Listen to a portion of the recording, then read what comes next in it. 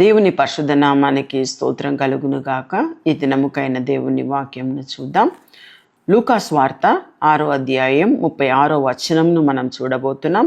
The gospel of Luke 6th chapter verse 36. కాబట్టి మీ తండ్రి కనికరము గలవాడై ఉన్నట్లు మీరును కనికరము గలవారై ఉండుడి. ఈ వాక్యంలో ఏం రాయబడి ఉందని చూడండి. ఇక్కడ రాయబడి ఉంది, మీ తండ్రి కనికరము గలవాడై ఉన్నట్లు. మనందరూ కూడా బైబిల్లో ఈ కనికరం అనే మాట, కంపాషన్ అనే మాట చాలా చోటు ఉందండి. అంటే ఇక్కడ ఏమని రాయబడి ఉంది, మీ తండ్రి కనికరము గలవాడై ఉన్నట్లు. మన తండ్రి, మన దేవుడు మన కనికరము ఎన్నోసార్లు కనికరం చూపించి ఉన్నాడు కదా. అంటే మనం ఎన్నో తప్పులు చేస్తాం, కొన్నిసార్లు అబద్ధాలు చెప్తాం, కొన్నిసార్లు స్వార్థంగా ఉంటాం. ఇంకా ఎలాగో మానవ స్వభావం మనలో ఉన్నది కాబట్టి, మట్టిలో ఉన్నాము కాబట్టి కొన్నిసార్లు మన జీవితంలో అలా ఉంటుంది. అంటే ఇక్కడ రాయబడి ఉంది, మీ తండ్రి కనికరము గలవాడై ఉన్నట్లు.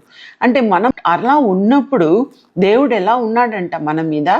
అంటే కర్ర తీసుకొని వస్తున్నాడా, కొడుతున్నాడా, రోజు శిక్షిస్తున్నాడా? అలా శిక్షిస్తే సగం క్రైస్తవులు ఉండరండి.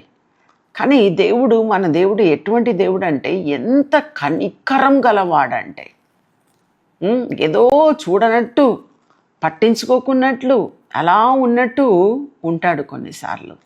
ఆ రీతిగా ఉన్న మన దేవుడు చాలా కనికరం కలిగిన. Is a God of compassion.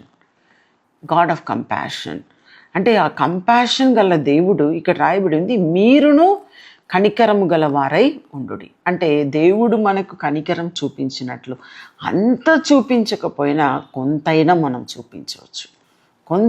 కొంతమందికైనా మనము ఏం చేయవచ్చు అంటే మనం కనికరము చూపించవచ్చు.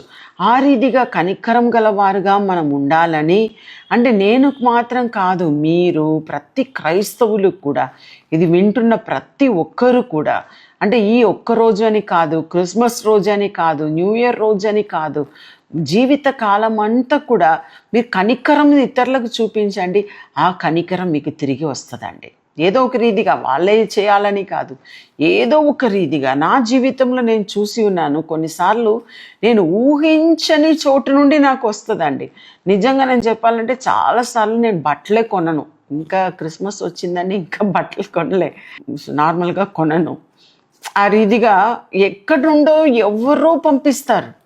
ఆశ్చర్యంగా ఉంటుంది. నేను పంపాలని చెప్పి అలా చూసుకొని ఉండట్లేదు, కానీ చాలా అద్భుతంగా ఉంటుంది.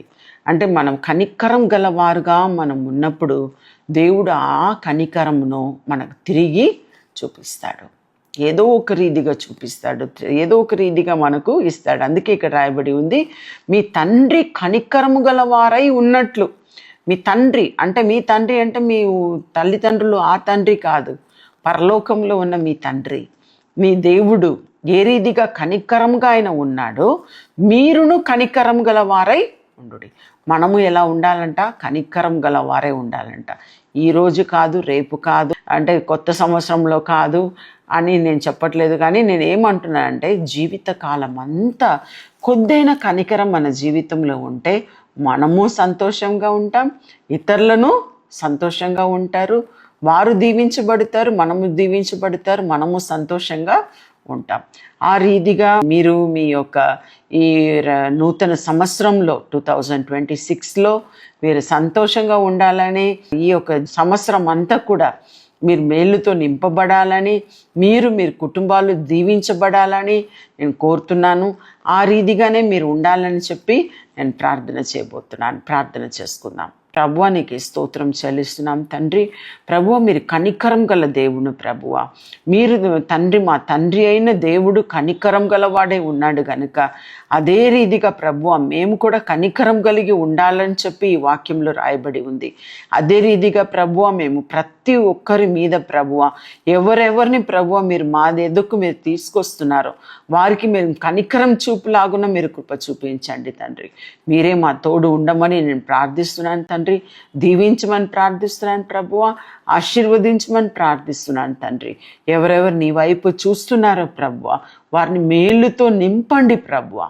వారి జీవిత కాలం అంతా కూడా మేలుతో నింపండి, ఆశీర్వాదముతో నింపండి, దీవెనలతో నింపమని నేను ప్రార్థిస్తున్నాను తండ్రి. నీకే స్తుతులు, ఘనత, మహిమ చెల్లిస్తున్నాం. యేసు నామంలో అడిగి ప్రార్థిస్తున్నాము మా తండ్రి, ఆమెన్. ఈ ప్రోగ్రాం మీకు ఆశీర్వాదకరంగా ఉన్నదని మేము నమ్ముతున్నాం. ఫస్ట్ లైక్ చేయండి, తెలిసిన వారు మీ ఫ్రెండ్స్ అందరికీ మీరు షేర్ చేయండి, తర్వాత సబ్స్క్రైబ్ చేయండి. తప్పగా ప్రభు మిమ్మల్ని దీవిస్తాడు. ఇక రాబో వీడియోను కూడా మీరు చూడండి, దీవించబడండి. ప్రభు మిమ్మల్ని దీవించును గాక. God bless you.